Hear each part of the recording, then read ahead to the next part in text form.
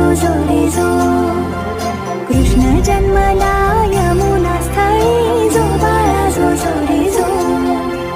पाचव्या दिवशी सटवाईचा वेढा, लिंबू नारळ देवीला फोडा. तान्ह्या बाळाची दृष्ट ग काढा, जो बाळा जो जो रे जो. तान्ह्या बाळाची दृष्ट ग काढा, जो बाळा जो जो रे जो.